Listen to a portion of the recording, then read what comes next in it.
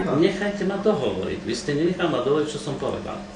Tak poprvé, tento podnikateľ, náš obchodný partner, ak je viazaný k nám požičkami faktoringom, ktorý od nás má, je povinný dodržať tieto zmluvy, kým nesplatí úver. Ostatní nie sú povinní, ale každý podpísal zmluvu. Tá pani naznačila, že asi predošlý majiteľ. Prečo? Lebo ona tam chodila, kým tú reštauráciu kúpila, bo je to možno rodina. Ona veľmi dobre vedela, že v tejto reštaurácii sa poskytovali zľavy niekoľko rokov. Ona nepovedala konkrétne, že ona len povedala, že ona zľavu nedá. Áno, dobre.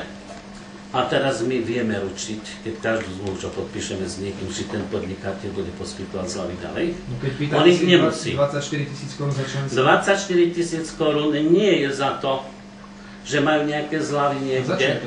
24 000 korún je za to, už som to dneska povedal, že majú našu licenciu na tovar a služby, môžu s nima obchodovať a tak ďalej. Tovar?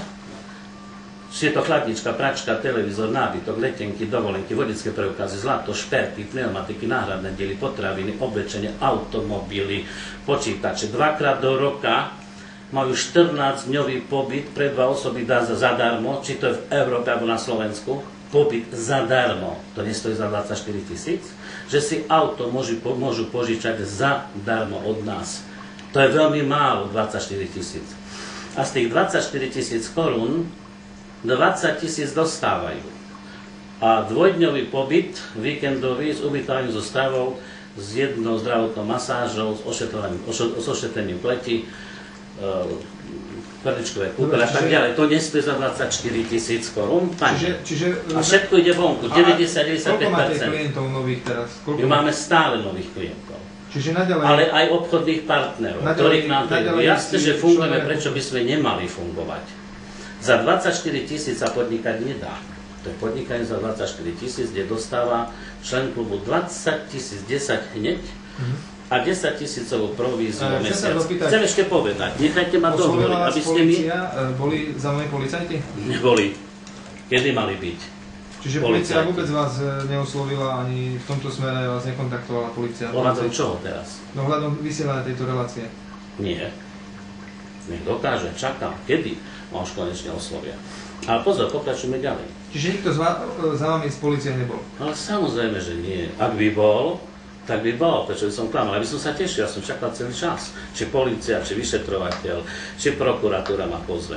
Vráťme sa k členstvu. Členstvo nie je o zľavách.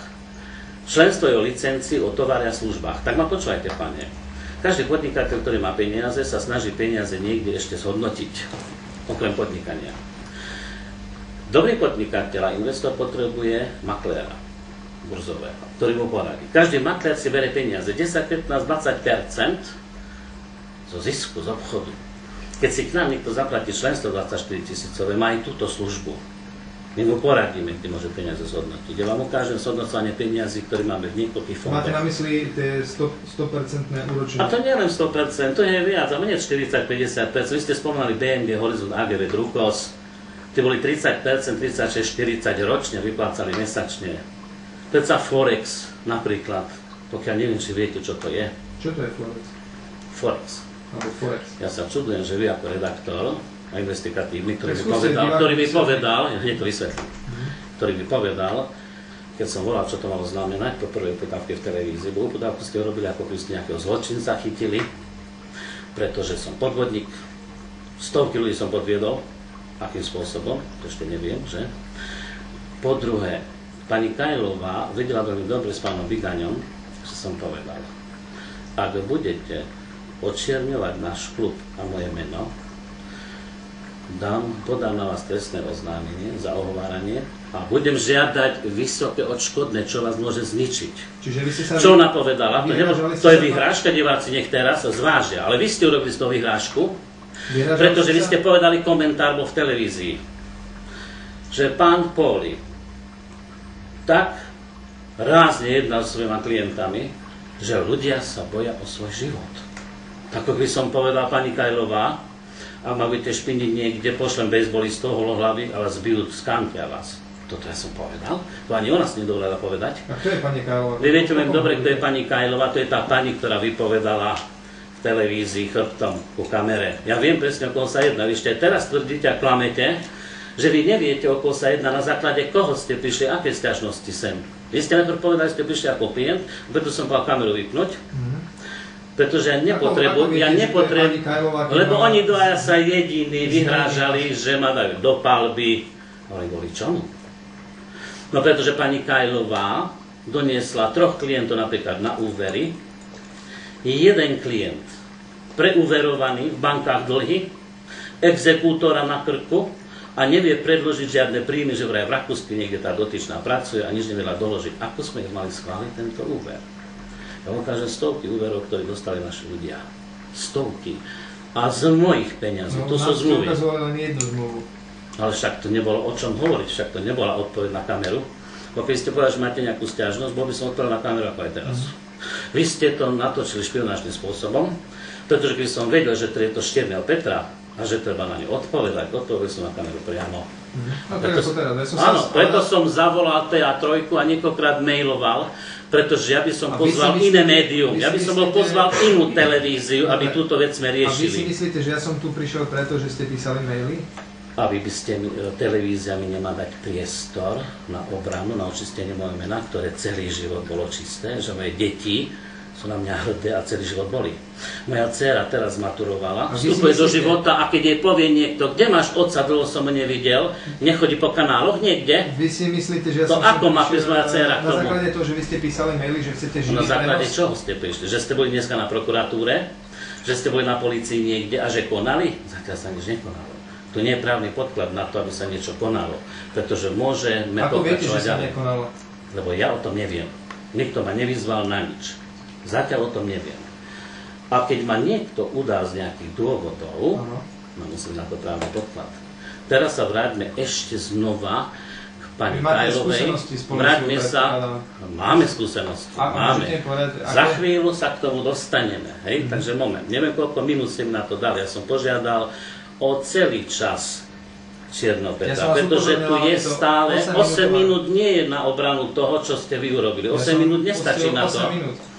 8 minút nestačí na to, aby ja som mohol svoj čistý štít niesť ďalej s mojou rodinou. Ja mám čistý štít. Teraz moment. Členovia klubu, ste hovorili o nejakých zľavách. Tie zľavy sú naviac pre členov klubu. Aby sme pomohli aj podnikateľom sa rozbehnúť. Majú reklamu u nás zadarmo. Nie nejaký týždenník, ktorý končí v koši. Kartu vášho klubu, tam sa píše, držiteľ tejto karty je oprávnený uplatňovať si zľavy. Ale jasne, že. Vo vybraných jasne, že to má naviac. Ktoré v katalógu. To má naviac, okrem našich. Počkajte. To má naviac. Vôbec o vás nepočujem. Počkajte. To má naviac ešte od našich obchodných partnerov, ktorí sme chceli pomôcť, aby sa lepšie rozbehnú, zarobia menej, rozdelia sa svojim ziskom s tým našim no ale celý tento princíp je princíp pyramidovej hry. Nie, je to multilevel marketingový systém. Mám spojenú spoločnosť, ako Herbalife, MV a iné spoločnosti, ktoré fungujú podobným spôsobom, takisto poisťovne. Je to systém, ktorý prináša peniaze ľudím aj z výkonu prácu svojich ľudí. Len s tým rozdielom, keď u nás nie je nejaký obrad v spoločnosti, kde im nedostávajú provízie, u nás touto kartou, keď pôjde do reštaurácie, dostane 20 až 50% zľavu. Moment, tomu sa dostaneme, Košice je okolo 25. Teraz pozor. No, my sme oslovili niekoľko reštaurácií a... Ale k tomu sa dostaneme za chvíľu. No, nechajte ma dovoliť. Objedná si pizzu, druhú má zadarmo. Objednali ste si ju? Ale to si ja môžem samostatne bez vášho klubu objednať pizzu. A druhá je zadarmo? A keď si objednám druhú, sú reštaurácie, ktoré to ponúkajú. Málo ktorá reštaurácia by ponúkla druhú pizzu zadarmo. Naše pizzerie majú od nás peniaze, ktoré používajú pri podnikaní, hneď vám podložím doklady. A z našich peniazí, nie dobré, lebo teraz už zase by ste odbočil. Keď hovorím konkrétne k veci, tak ma nechajte rozprávať. Takže pizzerie majú... Nemám pásku toľko, viete. Mali ste sa zabezpečiť. Ide moja páska.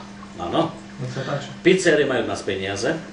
Napríklad taká pizzeria Amico od pani Novotnej, majiteľka Novotná, zobrala od nás 10 000 skoro napríklad. A vôbec nedávala zľavy, nech počuje, pretože ja hovorím konkrétne.